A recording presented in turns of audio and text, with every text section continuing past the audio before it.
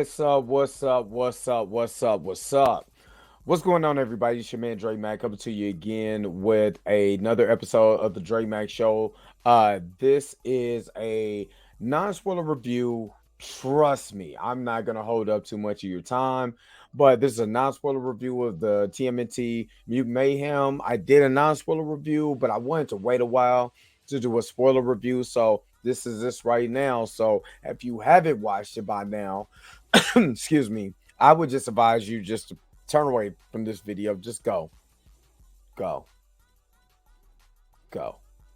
But if you who have seen it, then you want to kind of get my thoughts and everything, stick around for the video. Like I said, it's not going to be long, but you already know what it is. You know how it goes. The real question is,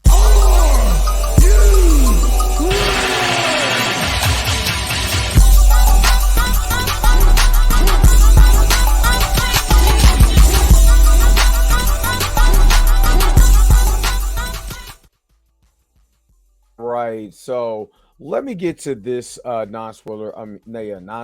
No spoiler review. I was gonna say non-spoiler, but spoiler review of Mutant Mayhem. This is straight off the cuss. I watched the movie 3 times, and I'm going to just tell you like this: I really enjoyed the film, and I'm gonna tell you some of the things that I enjoyed about the film. Number one, it's very funny.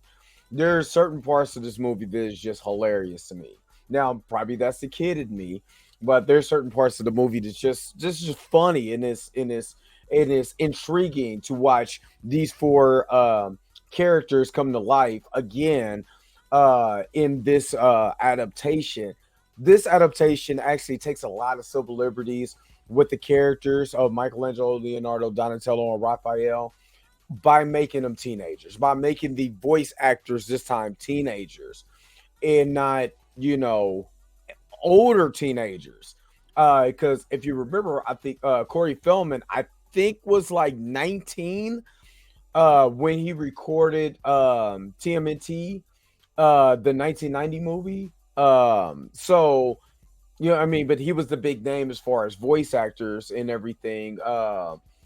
Robbie Wrist and oh, I can't think of the other one's name, but anyway, but this was a younger teenagers. This was like their origin story for this particular portion of the story. So again, I love the camaraderie. I love the the the the comedy that was in it. Jackie Chan was hilarious as Splinter. There's just certain dynamics that they use that I really like the family dynamic is really big and acceptance is really big. That's what they're trying to push is the acceptance. Going on to the other mutant side, Ice Cube as Superfly was really awesome. Um, Maya Rudolph as Cynthia Untram is intriguing, and I'm saying that because spoiler warning: the Utroms are the race that Krang comes from. You know what I mean? They were introduced all the way back in the Mirage comics. So just to have, you know, the Cynthia Utrom character that you don't really realize Ishia Utrom is she looks like a, you know, female version of Krang's body from the original 87 film. If you go back and just look at the color scheme, the glasses, you know what I'm saying? It just reminds you of that. For me, um, you know, Rocksteady and Bebop, a lot of these like John Cena and and Seth Rogen and well, now Giancarlo Esposito kicks the movie off, so I do like that. But he was Baxter Stockman, he was in there for a long time, but it's Giancarlo Esposito. He's been doing voice work for years, and just his voice alone is awesome. And in this, you know, he is Baxter Stockman, and this version of Baxter Stockman had a fly that he mutated because he perfected the mutagen that gave the turtles their powers 15 years ago. You know what I mean? Like the original story. In this one, though, you know, he had a cast of mutants like Mondo Gecko, who was voiced by Paul Rudd, was a part of his group. I can't think of the lady who played oh jeez, the alligator. I can't think of, good lord. I'm going to kill myself when I rewatch this. I can't think of his name. I can see his face. I can see his moves in my head too from Turtles of Time. But it was like those characters was good, but it didn't overshadow. See, this is what I liked about the movie. Really, really, really liked about the movie. Those big name actors didn't overshadow the characters of the turtles. The characters of the turtles was again the main focus, which was awesome. One thing that I did like about the first three TMNT movies is that they focus on the turtles. I can say how bad that Turtles 3 looked. You were on the adventure with them until you cut to Mitsu, and then you cut to, the stuff that you didn't really care about. You know what I mean? The first TMNT movie, you can see that dynamic. The second TMNT movie, you got to spend time with the turtles. You know what I'm saying? And their dynamic to go up on the sewers. And this kind of gave me Turtles 2 vibes as far as like the feel of it. You know what I mean? Where it's not dark and gritty. You know what I'm saying? They again taking civil liberties to have a little more fun with it in the vein of the 87 cartoon and the Archie comics. You know what I mean? Now, there's going to be certain things that people don't like the origin of Splinter not being tied to Hamato Yoshi. The montage with the karate, or with the kung fu karate, Jackie Chan movies, all of that. Hilarious to me. You know what I'm saying? And they use live action footage to be able to do that. But in contrast, what's the most heartbreaking part was, them watching Ferris Bueller's Day Out and feeling I can't even go hang with the humans. Like, would they fear us that bad?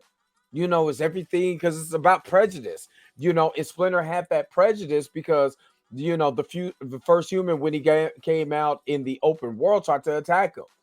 And you develop those prejudices when people try to attack you just for the way that you look. You know what I'm saying? So it's a lot of commentary on that.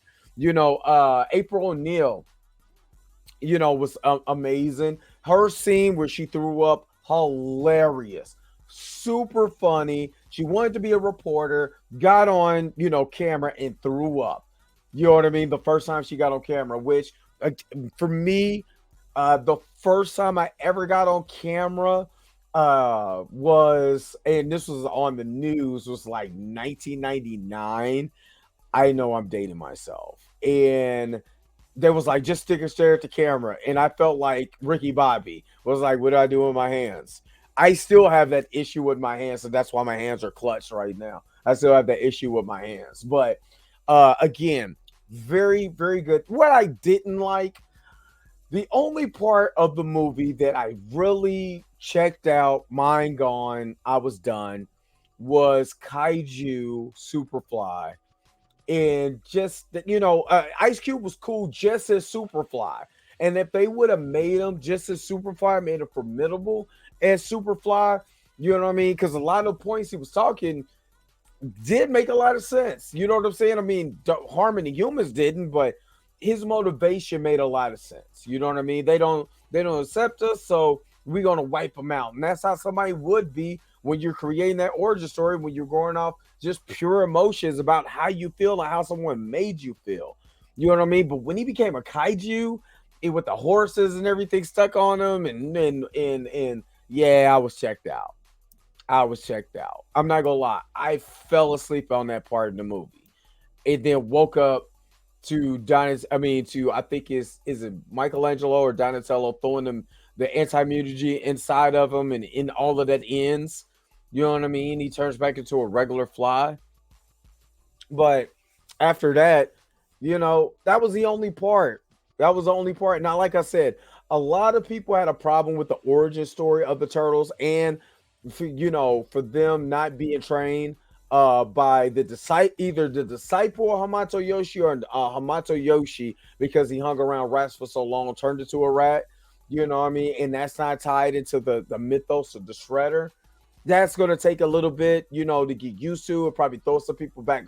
Die-hard fans know that there's multiple iterations of the Turtles, from Mirage to the cartoons to Archie to IDW to what we've seen on the 2014, 2017 film. So there's always going to be a different iteration in different takes. So I didn't have a problem with it at all. I believe it was geared towards a certain audience, and it hit its mark with that certain audience. So, I again, that was the only problem that I had. But other than that, it's not a bad movie at all. It's a good film. It's a good film to take your kids.